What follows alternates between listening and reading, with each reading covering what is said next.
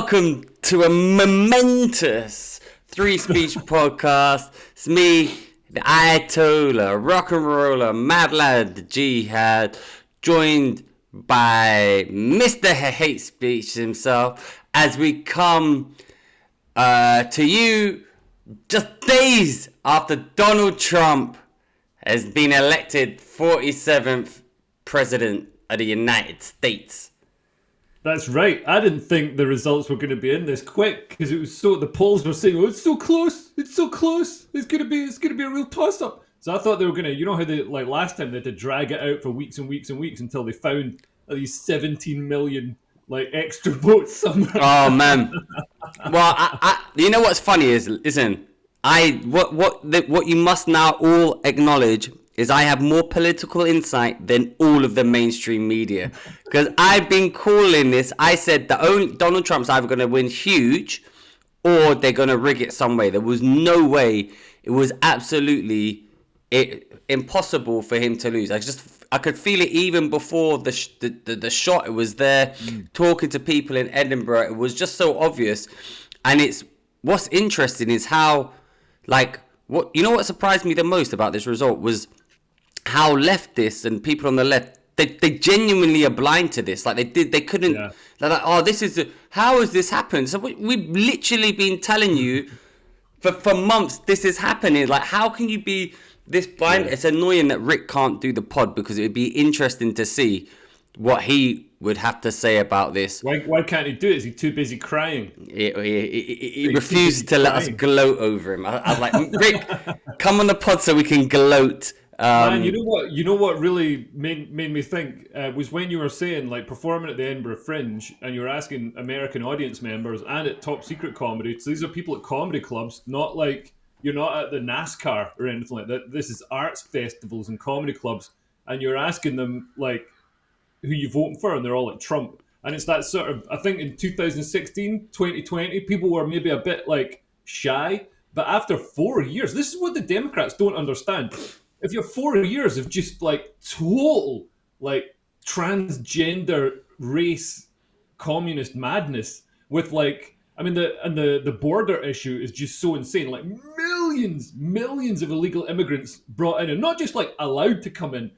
The government's spending millions and millions, billions of dollars of taxpayers' money on moving them to swing states and helping them settle, subsidizing their wages, giving them housing, giving them EBT, giving them all the rest of it, giving them healthcare. And what's EBT? They're a sort of electronic bank transfer thing for buying food and stuff. But man, if they were doing, this is how the Democrats tried to rig it this time. They tried to move all these illegal immigrants to swing states like Ohio, Pennsylvania, places like that, to balance out, because the margins are so thin. It's just by a few thousand votes usually. So if they bring in 20,000 Haitians to town and they can vote without ID, that town's going to swing to the Democrats. Well, funnily enough, every single state that the Democrats won did not require voter ID. Every other state they lost. The only states they won didn't require voter ID. Listen, the Democrats lost because they simply refuse to accept and acknowledge reality, and reality on many levels. The reality is, once an immigrant actually comes to the country and they're accepted and they're legal, they fucking shut the door on the others coming in. That's how that happens. Yeah. The immigrants don't want it anymore to come in after them. So even if you get them and put them in the swing states, once they've got it, they want a safe country and they don't actually want other people coming in because it lessens their impact. That's just how immigrants work. But man, also, the most racist person I've ever met in the UK was when I was living up in Edmonton, and which is in North London, really vibrant area, I think you'd describe it. Diverse. Very diverse, very wonderful and multicultural. But there's a Turkish barber there that I used to go and get my hair cut, and he was just man, he came here in 1971 or something. He worked hard, and built a business, bought property and stuff, and he's just raging at everybody who came after him. But it's true, that's how it is. But I mean, this whole Democrat race was just awful, but I think it had to work. It's worked out so much better. I think listen, what's funny is if you see the results this week, they've done the elections for like the last 5 election cycles. Oh, man. And it's so funny because it's like the Democrats consistently get 60 million, 60 million, 60 million, 80 million, 60 million. And now they're like, where have all the other 20 million votes gone? And everyone's like, yeah, where have all those other 20 million votes gone? Where did they all disappear to? So now people are questioning the kind of, I think it shines into focus what happened in the last election. Like, definitely, I think there are questions to be answered. It was funny. Oh, man, definitely. I mean, I think Trump might have, you know how Trump was like saying to people, you're going to find more votes and all this sort of stuff. It's like Trump, a lot of times, his gut will sort of know something's wrong, but he doesn't like point at the right place. He doesn't articulate the right thing. So, like when he's saying, like with the Haitian immigrants coming to Springfield, Ohio, he's like, they're eating the cats and the dogs. And it's like, man, I'm not sure if any cats or dogs were eaten. I kind of doubt it because they've got access to supermarkets now. I did actually see videos of, I don't know if they were Haitians, but there was certainly diverse population skinning a cat and eating them. I saw it. And that's a wonderful thing. It's like multiculturalism is a wonderful thing. You know, introduces all these new cuisines and stuff. But like with the 2020 election, you know, I think Trump could smell something was off, but he didn't know where to exactly look. But what the Republicans did this time is, and I'm not saying there was any voter fraud last time round, but it kind of was. I'm saying that. But the apparatus that sort of administrates the votes and counts all the votes and stuff, it's all public sector officials, so they're all Democrat aligned. Mm-hmm. You know, there's hardly any Republicans count the votes, so they're you know, just with having the bias in that group, there's going to, you know, who's to say there's going to be a few people who aren't like, you know, oh, let's do this. I'm not saying there's some grand conspiracy. I'm not saying Biden was running that conspiracy. I'm saying both of those things. And I'm not saying Biden was running that conspiracy, and that's why it didn't work out this time, because, you know, he got pushed out. So he was like, well, Kamala, I'm standing down my cheat team. I'm standing down my ballot stuffing team. That sounds like a conspiracy theory to me. Well, you know what's interesting, though, is in his concession speech that Biden did yesterday, he made a point of saying, which he wouldn't say, he goes, I hope this can put to bed any question that the elections are rigged or anything. So why are you mentioning that, Biden? Why are you, because this free and fair election, it's like, yeah, but this isn't the one we're questioning. It was that one where you got 20 million votes out of nowhere, then the next day did a flipping. And also since the 2020 election, the Democrats have registered another 15 million voters. Oh, really? So, I mean, obviously there's going to be some attrition, so it's not going to be, you know, just an extra, you know, but even if it's like an extra 10 million registered Democrat voters accounting for deaths and people changing their political ideas or whatever, there should still be like, there should have been like 30 million more. If, you know, if the voting trends were the same as at the last election, there should have been even more than 17 million extra votes for the Democrats. So, yeah, where did those people go? It just, man, and a lot those of people never existed. Not even right-wing people, like, left-wing people are saying, damn, maybe we did cheat, you know? well, I think what's interesting is I think the left-wing are now saying, no, they've cheated this time to not get the 20 million voters on this time. But somehow, but they realize somehow there has been cheating going on. Either it's been cheating this time or there was cheating last time. But this was, as far as I'm concerned, take it back to the thing. This was like the race run between Trump and Kamala, like she was just hopeless from the get-go. But like that was a genuinely iconic race from Trump when you had the mug shot at the beginning. Oh, the mug shot, yeah. It looked cool as fuck. Then you had the shooting, and I don't care if you are any sort of man with any ounce of testosterone or respect for yourself, when you saw your president-elect stand up and go fight, because that's you can't teach that. I would have probably been a pussy and stayed down. That's courage, right? That for me, holding up one of the little Secret Service women as a shield. but that moment for me, like I like Trump. I was like, but that moment for me changed Trump from here to like, yeah. And also what's interesting is what you said. I noticed as well, and I knew it was going to be a win, is like people were not afraid to say they were going to vote for Trump, and they liked him now. They're not afraid. Like the other night, last night, I did a thing about Trump, and people, Trump. That it's just totally changed. Because What was that? Was that a comedy club? I went to Top Secret. I had an Make America Great Again T-shirt on, but just for fun. Just that I took my top and put it on. Like half the crowd went wild, but people like if you'd have done that before, they would have like booed out the place. But now people are like Trump. But yeah, so people are not shy. But that's just because everything the Democrats did this 4 years, they genuinely ran the country. They're meant to be the party of peace and kindness, and but they were so mean spirited, so cruel. Everything they did was just so obnoxious, just like little spite. Like when that woman, they're in the rally. And someone shouts, "Jesus is king." Well, this isn't the rally for you. It's like, what mind? Like, America's a Christian country. Are you stupid? Why? How would you ever say that? It was just that's going to go so great with the voters. Oh, look, we're throwing Christians out. You know? She didn't even turn up to that like the traditional Catholic speech. So she just it was, but the way they governed. Like, if we go back and analyze that whole presidency, I mean, it was hopeless from start to finish. But if we remember, like at the beginning, COVID was on, and then the White House, the official White House. Do you remember Biden get the press release out? Look forward to the most painful Christmas of your lives when you all die for not being back. Like as an official, like mean spit. Like it's so evil. Like you're all gonna suffer. Yeah, it's like Keir Starmer, you fucking Joe Lycett twat. Yeah. Anyway. Keir Starmer's big rallying cry to the British people is like, "Oh, things are going to be really horrible, and also you're all going to jail." Well, this is the bang up the difference, right? People are so optimistic. Keir Starmer comes in. I'm getting messages from you. Every single one of my stock is tanked. He's financially crippled me. He's not even done anything, right? And it already financially crippled the country, right?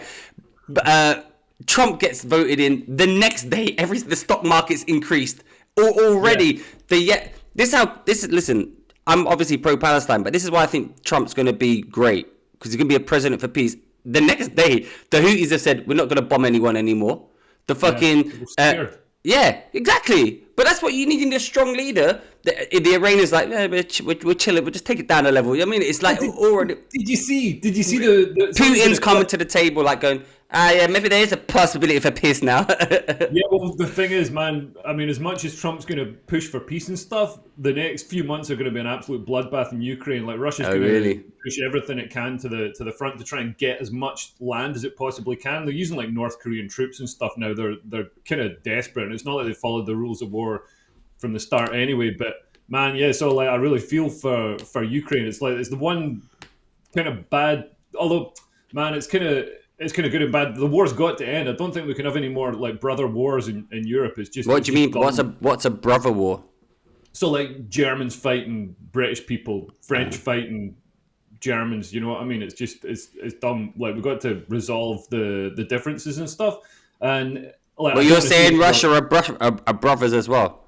I mean, they're part of Europe. They're part of Europe. It's not like it's not like it's America invading Afghanistan or anything like that. It's it's not like it's a radically different like culturally and ideologically different country.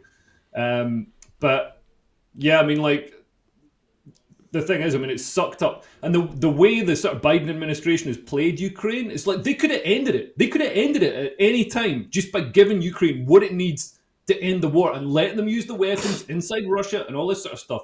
And instead they've like tied their hands and they've just drip fed all the weaponry and stuff. So Ukraine's got enough to like keep the war going and not have a total collapse of its borders. But the Biden administration did that deliberately to just sort of, attrition the Russian military capability, to wear down the Russian military capability. It's also killed loads of Ukrainian men. It's kind of disgusting. It's killed loads of people on both sides. They could have finished it quickly and decisively. And I think this is Trump's strength, because he's such a, I don't know if you saw the clip of like Kamala talking about Iran and Trump talking about Iran, but Kamala was like, I've got one word for the Iranian leaders: don't. And it's like, wow, that's so threatening. And then Trump's like, I'm gonna bomb the shit out of these countries. But you know what? He's like, I'm coming there. I'm gonna bomb your fucking houses. But you know what he did? He said that, but he also said, "Is I bomb the fuck out of you." Because, but I want a prosperous Iran. I want you to do well. I want you to stay in your own thing, and I want the place to be good. Yeah. And people are like, okay, fine. You're gonna leave us. We're gonna be good. But it's I think his foreign policy is good. I'm hoping his foreign policy is going to be good. I mean, it can't. But there's people moaning to me. I said, but it can't be any worse than what's happening under Biden. I think, the thing about Trump is he's an actual leader. Like Kamala was just a sort of puppet. I don't know who's pulling the strings, but like Obama or whatever. But you could see when she's campaigning, like nothing's like an authentic reaction. Nothing's like authentically coming from her. This is why she couldn't like articulate any policies or a vision for America, because she doesn't know, because Obama hasn't decided yet. So she's just saying like, all these sort of platitudes and I'm from a middle class family. Oh, and we're gonna have joy, and isn't Trump it's so rubbish. With Trump knows all the shit inside out. Like people say he's an idiot, man. I've heard him talking enough. He knows what he's doing this time, and he's got a really good team around him. Like JD Vance, really smart guy. Elon Musk, RFK Jr. Like even Ron Paul's getting brought in to like help cut down government waste. And man, they're going deep. They know exactly what they're doing. They're going to root out all the needless bureaucracy. They're going to root out all the diversity, equity, and inclusion stuff, and all this sort of ideological stuff that's really poisoning America. You've got all these like taxpayer-funded bodies that are like, like the child transitioning. It's like, why is taxpayer money? I mean, why is any money being spent on child genital mutilation? This has been a total vindication for everything kind of what we've been saying for the last 4 years. They've won the Senate, the House, the presidency. That he's got a mandate to change all this. No one wants that. The thing is, the left have pushed it so far. Like everyone was like, okay, yeah, trans people, cool. But then they push it. Trans people must be allowed in esports. Must be allowed. It's just too much. And it's not just trans people. It's other things, other policies. Yeah. And it's the thing about kids. They're like, oh, so yeah, fetuses know that they're trans. People literally, like left wing academics, literally saying fetuses know that they're trans. Ridiculous. And it's like, man, you'll also say that a fetus isn't a person, so it can be aborted. So it's like.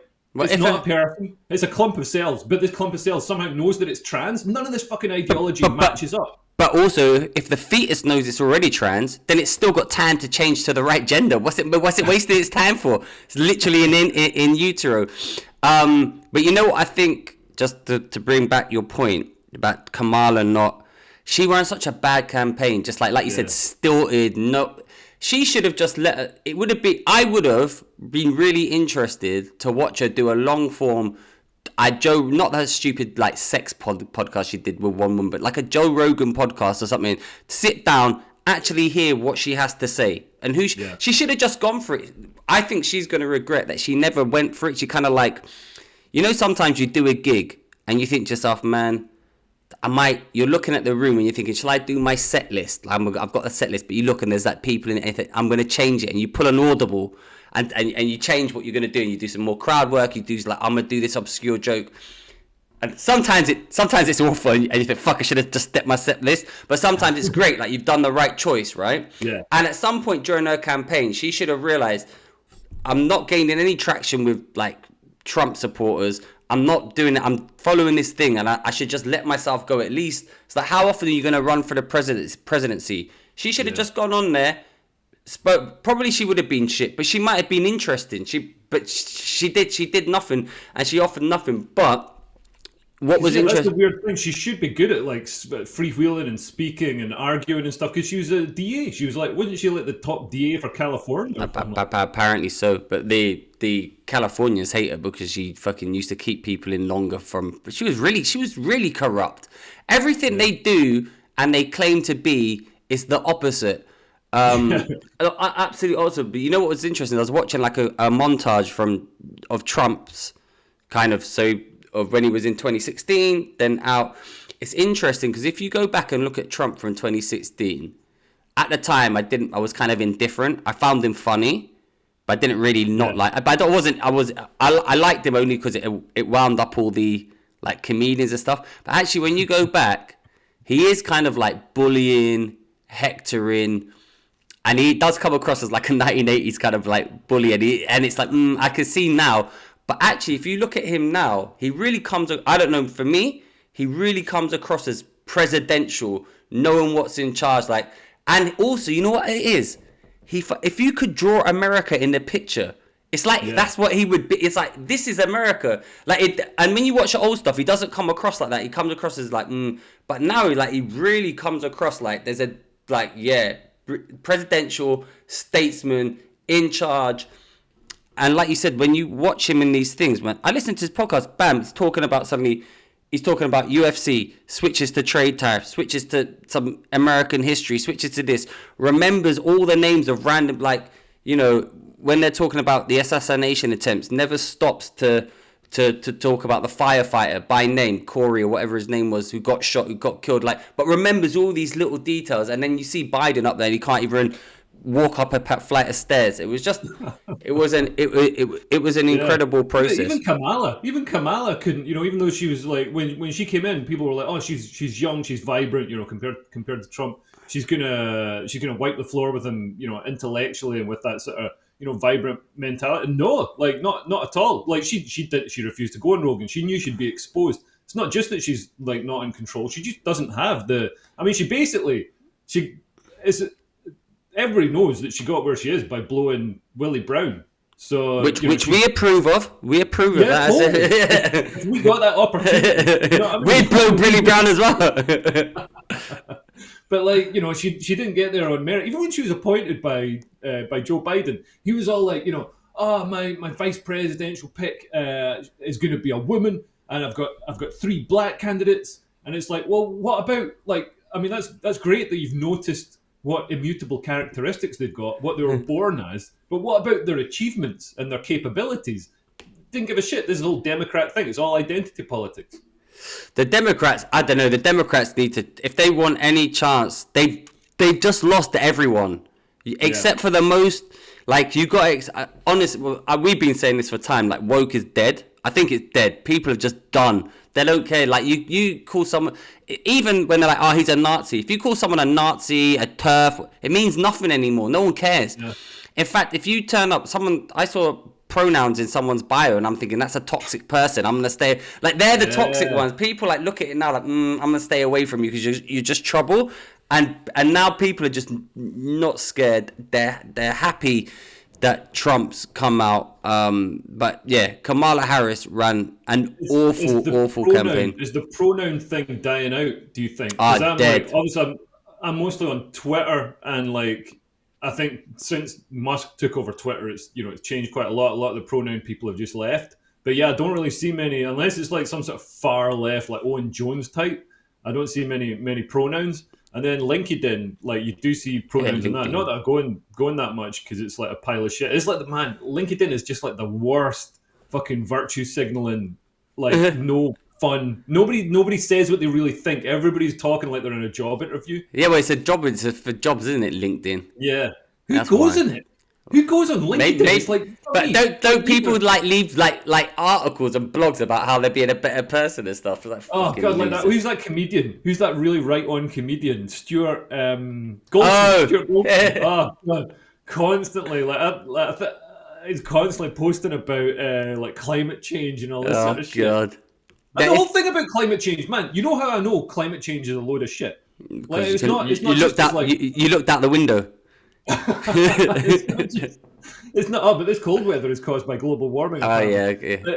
It's not just because like Obama and all these people are buying like beachfront properties. So climate change is really. It's gonna raise. You're gonna raise the water level. I'll just buy a nice beach house. They're fucking idiots. Yeah, it's definitely happened. 10 years time, this is all gonna be underwater. Yeah, I just sunk $35 million into this like nice villa right at the sea. It's like, man, so they obviously think it's they've got incredible confidence in the abilities of world governments to control it.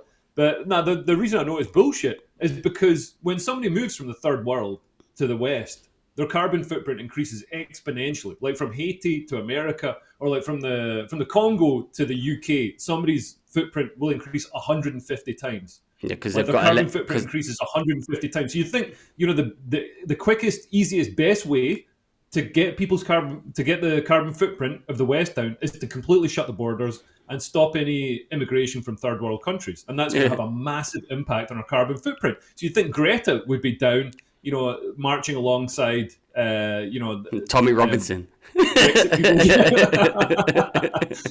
No immigrants. She's not. All these climate change people are like, oh, we must have open borders. It's like, so it's not about climate change. It's not about carbon footprint. It's about something else. It's about implementing some sort of one world, communism. Well, yeah. Well, climate change is just it's a thing. But you can just see it just takes away perniciously it takes away little bit by little bit. You're right. So you got the ULEZ in London. Oh, well, how's that affected climate change? Well, it means that you can't drive your car and go from here to there unless you've got a certain amount of money, or you know what I mean, or you've got an electric car, which is also can be tracked. There's so many nefarious things. They're going to introduce road pricing now, so they're actually going to track using GPS how far you've driven, and then the amount of road tax you pay will be based on how far you've driven. Those wankers. That also is unfair to people who live in. The thing is that they might not come about because it's unfair to people who live in rural areas who actually need their cars. They're going to have to do it because basically the problem is that electric cars, they don't pay any fuel duty, so there's going to be a £25 billion hole in the budget. No, they should have thought of that. Yeah, they should have thought of that. Also, why did they put that duty? Why did they put that duty on electricity? It's fucking already on there. Electricity should be basically free. Electricity should be free. Yeah, we've got the technology to make it for free. We've got nuclear power. We can make huge amounts of energy very, very cheaply. We've got solar. We've got all this stuff that could, solar. What's the argument against nuclear? Well, the argument against nuclear other than Chernobyl. We had Chernobyl. We had 3 Mile Island, or however many miles that island was, 4 Mile Island. I can't remember. But so they say, oh, it's dangerous. But somebody did analysis and found that us rejecting nuclear actually cost vastly more lives than using nuclear, because by rejecting nuclear we made energy more expensive, so then people can't afford to heat their homes and people die from the cold. Conditions are exacerbated. Old people especially die from the cold. This is what people don't understand. So far, if there is global warming, it's going to help. It's going to save lives rather than kill people. Obviously, once it gets to a certain point, it's very bad. But we'll be dead by then. Yeah. We'll be fine. Exactly. So yeah, nuclear was rejected for ages. I mean, Germany in particular, shut off its nuclear power stations and left itself completely dependent on Russian gas. And also had to mine a lot of coal for coal power stations. And the coal in Germany is very poor quality, so it put a lot of pollutants into the air. And ironically, coal power puts more radiation into the environment than nuclear power. So really? Radiation, yeah, because there's isotopes, obviously at a very dilute level, but there's isotopes in coal. So when you burn the coal, those isotopes are released into the air. So the amount of radiation released per gigawatt of power is much less for nuclear than it is for coal. This has been our most scientific episode ever. Coal is by far the most deadly way of generating power. Even I think wind farms are more deadly than nuclear, because people die climbing up on ladders to. Those wind farms apparently kill all the fucking, according to Trump, they kill all the birds and they disrupt whales. So that's what Donald Trump. You know what else they disrupt? They look like shit. They look like shit. I know. I quite like the look of them. It looks real sci-fi. But they disrupt early warning missile systems. So Sweden just cancelled a wind farm off the coast because, obviously they've been at war with Russia before, and they say we wouldn't get, instead of getting 5 minutes warning or 3 minutes warning or whatever from when ballistic missiles are launched, we get 60 seconds warning. So the having all these spinning metal blades. Yeah, disrupts the radar and the early warning systems they got for Russian missiles. Oh shit! Which makes you wonder. We've got so many wind farms off the east coast of Britain. So are we blind? Have we blinded ourselves to Russian missiles? Well, it's another reason why wind farming shit. That's what I'm hearing. I think we've got enough wind already. I don't know why we're growing more. That's right. So, but I heard the nuclear reactors now are smaller, safer, and pretty much ready to go. So you got these modular reactors. So Rolls-Royce, which Alan shares in, makes these. They've plummeted. Oh man, like Rolls Royce, man. You know my biggest financial mistake of all time. No. I sold a bunch of Rolls Royce shares too early. I bought them during lockdown because like man, I was like fuck it, like I've got to go all in on this. I'm just Yeah. putting my savings into shares because like I'm not working. So if I starve, I starve anyway. You know what I mean? I'm not gonna. So I bought I bought 20,000 Rolls Royce shares at like 87 pence each, an average of 87 pence each. They're How currently many? £5. 20,000. Fucking hell. How So much it's is about that? 17 grand I spent on Rolls Royce. At 5p, at 87p, 87p. and now they're Yeah, worth £5. £5.50. And you They, sold they, them for? couple of days ago they were up at 580. I sold 75% of them, so 15,000 of them at about £2.90. Oh, you made Because some money then. oh yeah, I made money, but man, if I'd have kept them, if I'd have kept all of them, they'd be worth over 100 grand right now. Yeah, Isn't that insane? but haven't they been? Well, you're lucky, Kamala. She would have taxed you on those untaxed gains. Would it? You. But during that period, have they gone down from below what you had them at? Yeah. So they Yeah, were. That's the thing with stocks that you know. I should have. I would have thought you either sell them or you don't. You know what I mean? yeah. It's like wherever you either. You're always. It's like when you buy a computer. So, but the next one's going to be better. You're always going to regret it. Really. I Yeah, think. yeah. I had some good things do really well. Like because of the nuclear thing, I thought nuclear is going to come back. This is like 5 years ago, 6 years ago. I thought nuclear is going to come back, so I bought shares in Cameco, which is a uranium miner and refiner and stuff. And yeah, they're doing really well because the world's going to have to go back to nuclear. There's no way around it. We're building all the infrastructure for everything to work on electricity. We're going to need nuclear. But yeah, these small modular reactors are great because normally like a big fission reactor takes like a decade to like the what's it Hinkley B or whatever it's called. They take ages, years and years and years, and they're so expensive to build. And then once they're up and running, it's great. Now they're building these small modular reactors, and they're really quick to put together, and can generate power wherever you want it. So like for tech companies that have got big data centers. Bitcoin miners, stuff like that. They're ideal. It's like a cheap source of power that you can just get right there. Apparently, Amazon are buying some for their cloud storage. I read Yeah. that just recently. What other stock picks have you got, Leo? That we should what on Nancy Pelosi resident stock picker? I mean, I'm knowing Nancy Pelosi, but then I don't have insider information. I mean, at the moment, I'd say, man, house building shares in the UK, they've been going down, even though we obviously need to build more houses at some point. And also, most house builders in the UK are run pretty well. Like when land prices are cheap, they buy up land and they develop it. So they make money. And I think at some point we're gonna have a government that slashes regulations so they can build more houses, and they're gonna make money. So I think there's something to do well. I think banks are currently undervalued, and financial companies are undervalued. And again, like there's going to be, because we're going to hit a financial crunch, like they're going to slash regulations on banks, and they're going to make more money. Something else that I bought that's done well is IAG. So they are Insurance. no, it's airlines. So they're like the sort of owner of British Airways, the Iberia, and I think one or two other ones. So yeah, I bought them. During lockdown. Obviously stuff like that plummeted after the pandemic. So I thought, man, that's because the thing is, because it's like national flag carriers. Like there's the British flag on British Airways. They're not going to let it go bust. You know what I mean? So I thought it's kind of got a bit of safety built into it. They're not going to, even though it's like losing all this money, losing billions and stuff, it could totally go to the wall. Because I bought cinema companies that went bust and I lost all my money. But IEG have done well, so I think I bought 10,000 shares in them. What cinema company went bust? What are you using to buy your? Why is the English stock market in pennies and the American one's in dollars? Because it's like you buy it's like 500p.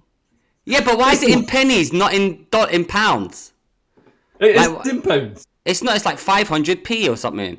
Whereas dollars are like $100 a share and stuff. Oh yeah, no, you're right. Yeah, no, you're right. Yeah, I'm looking at this right now. It is like it's 234 pence. And whereas America's all like $234 a share. Yeah. Listen, before I forget, Maybe they don't do the stock splits so much in America. Like maybe they do stock splits here more, so it like reduces the individual price of the share. I don't know. before I forget, What else was I going to say? well, wait, you Oh, mentioned. Intel. I'll tell you what I bought that I recommend. It's Yeah, a bit risky, but go on Intel. then. So That's what we it's a love. chip manufacturer. Intel inside Pentium, all the rest of it. Dun dun So dun dun.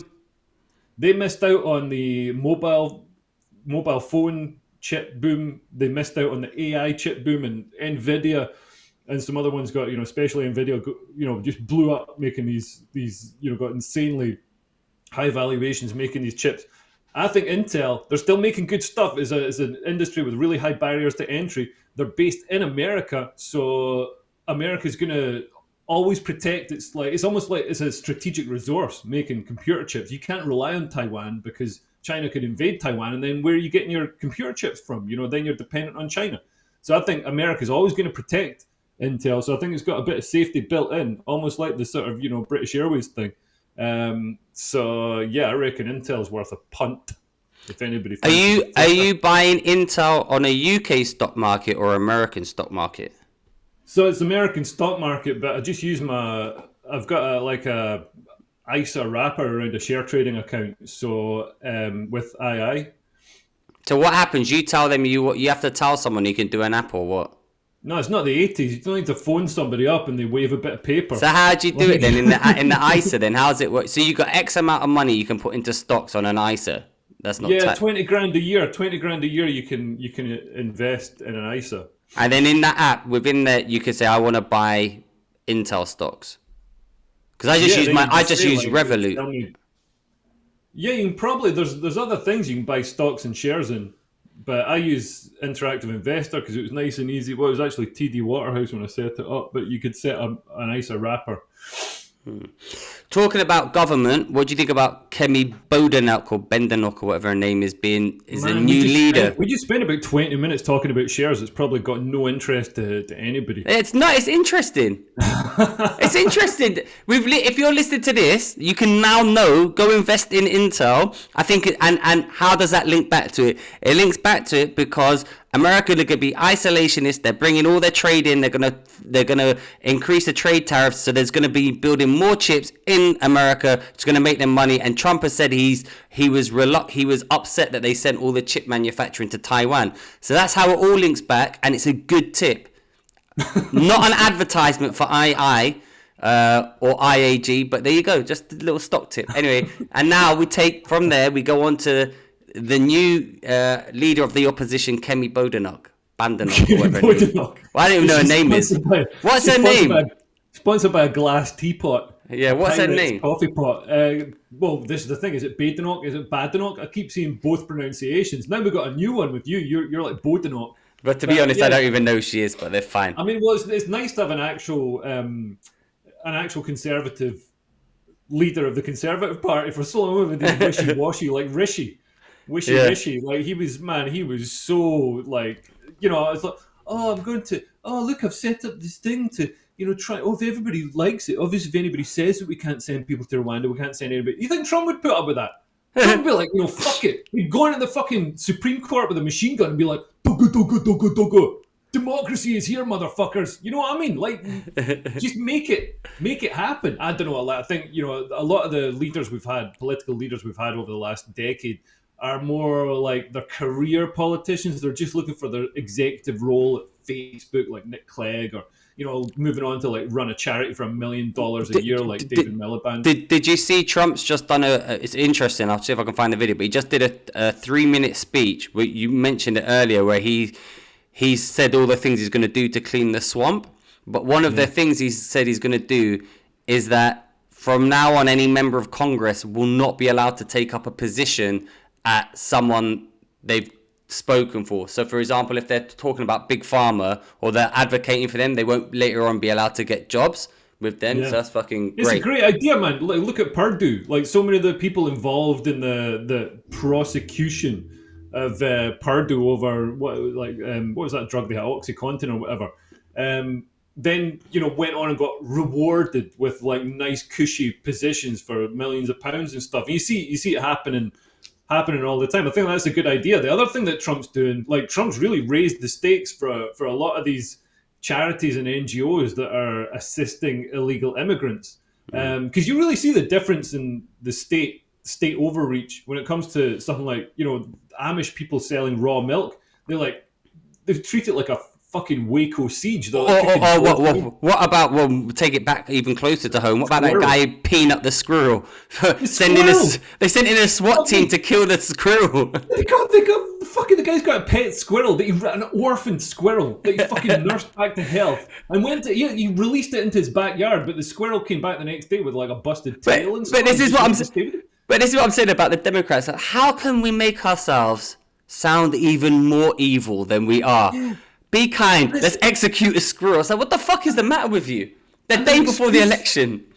Their excuse for executing the squirrel is like, if you look at this statute and bylaw, then this squirrel did not have the correct paperwork. It's like, but you're spending taxpayers' money assisting illegal migrants into the UK. You're facilitating people trafficking. You're like damaging the country with the people in the country's own money. It's like they're not even turning a blind eye to it. They're literally helping it. So all these NGOs and charities that have been assisting illegal migration, Trump is like, well, we're going to come after you. We're going to if you're still doing this, we're going to do you for assisting people trafficking. And I think that's such a, like, the law has to be applied. It's like people on social media complaining like, oh, but the illegal immigrants will be deported. They're illegal.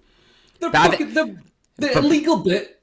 But this, you know what it is? This is how they've changed. This illegal burglar is going to get thrown out of my house. It's like, yeah, he's a fucking illegal. But this is what was disingenuous though about this is why people are so shocked, right? Because the whole legacy media and all the left, they never say illegal immigrants, so they never say Trump's going to deport illegal immigrants. Irregular. They just say, Trump's going to deport all immigrants, and they deliberately choose not to say illegal immigrants because obviously there's a total difference. If you come here illegally, you're illegal. There's a total difference between someone who's come, and it's hard to get into America. Like it's harder for us to go to America and get a job and work, and then it is if you just walk over the barrier. And people are like, but it's really disingenuous the way they do it. They say, they're going to deport all illegal immigrants.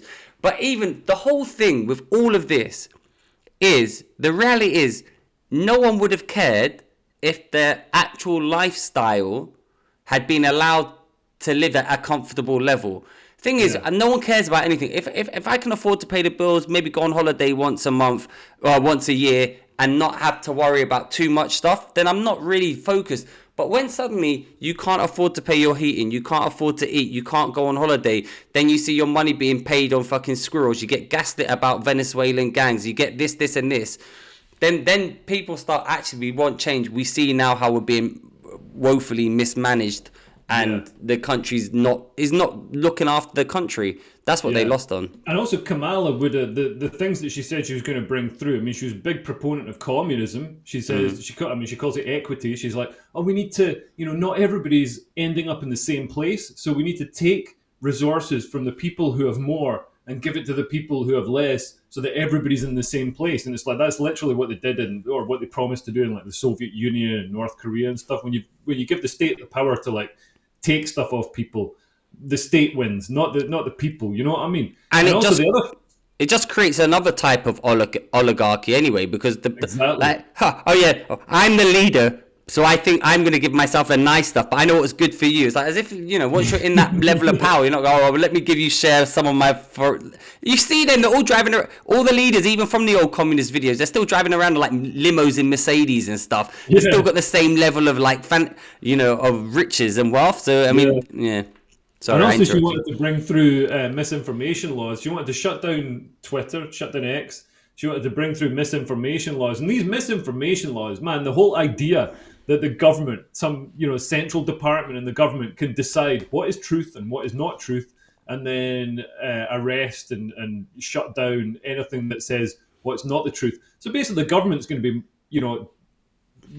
making any criticism of the government illegal. There's such a conflict of interest there. And, Western civilization prospered with the decentralization of information. So the, people in society. Newspapers could discuss and argue and question the government, and the government was seen as fallible, so it could be replaced. This would change all that and make just a central government agency the source of truth and able to decide on pain of imprisonment what's allowed to be said or not. And you can trust the government; they never lie.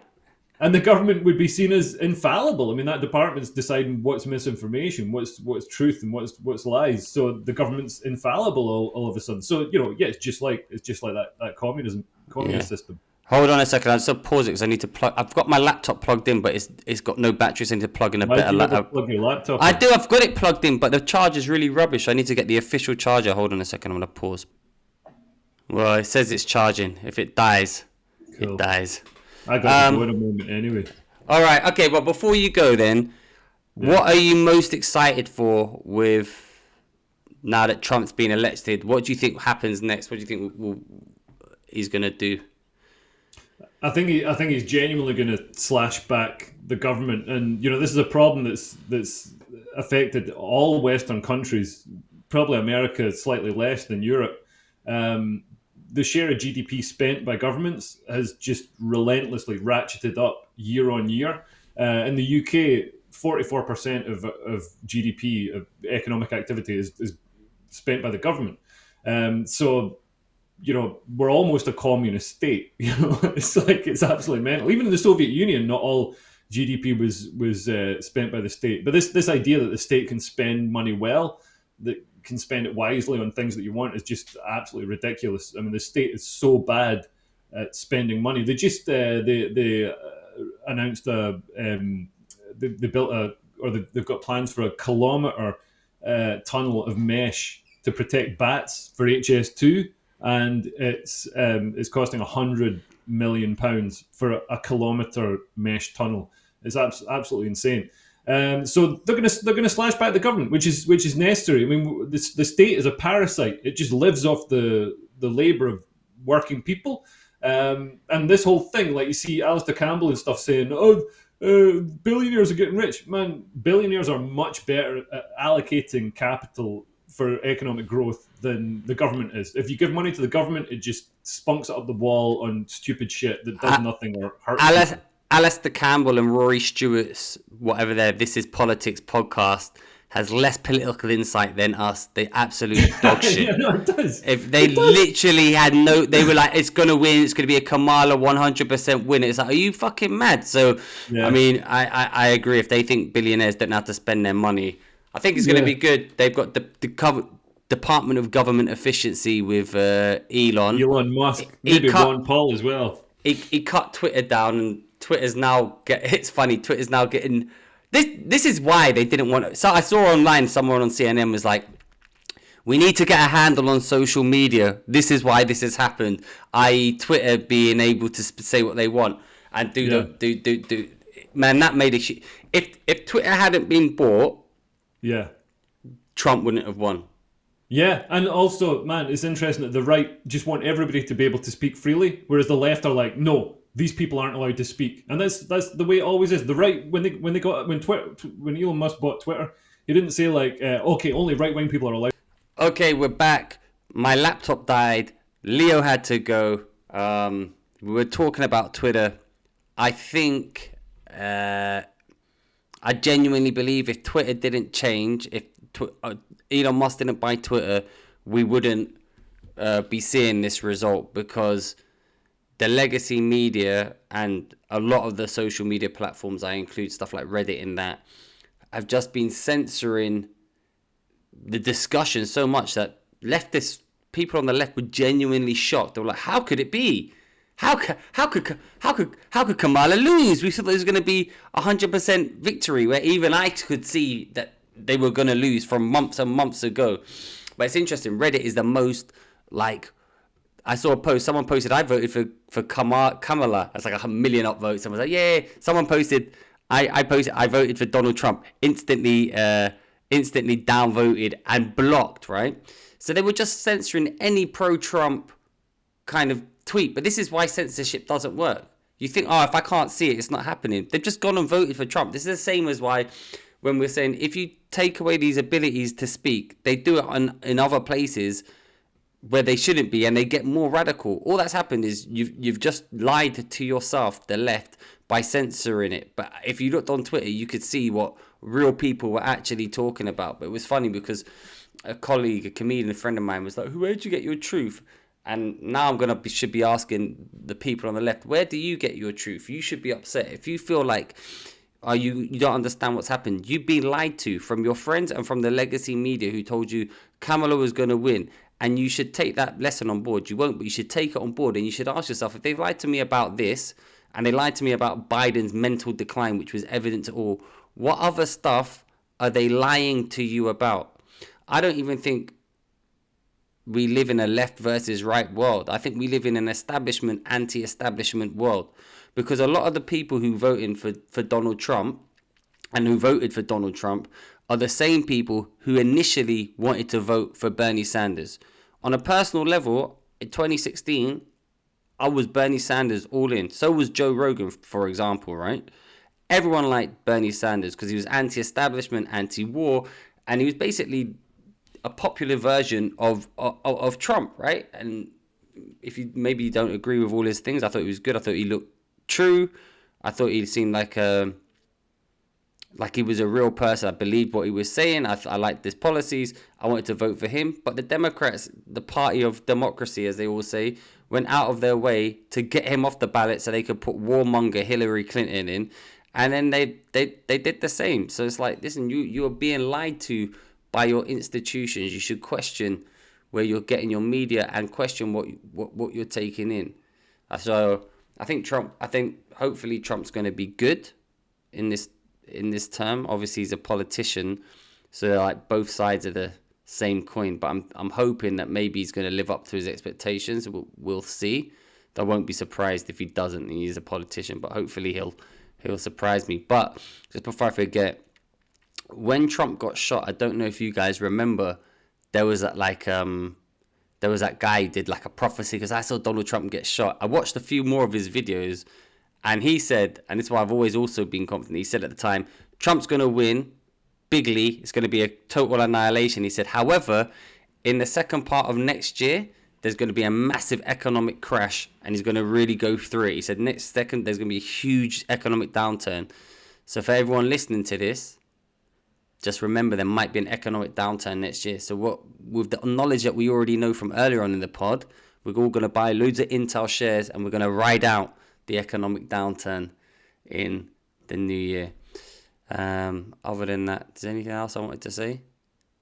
Nothing. I'm happy. It was an iconic race from the mugshot to the fight to the McDonald's, and then finally the garbage truck. Just like he run on a positive message. Let's see if he can get it done. Other than that, thank you for listening to this podcast. I'm the Mad Lad of Jihad, and I'm bringing the 10th annual Haters Ball to the Perth Fringe in Australia from January 15th every weekend. We want to see you there. I've been Darius Davies. This has been the Three Speech Podcast. Check out Leo on his channel. He's doing well there, spouting whatever craziness he's saying. Thank you so much. Bye.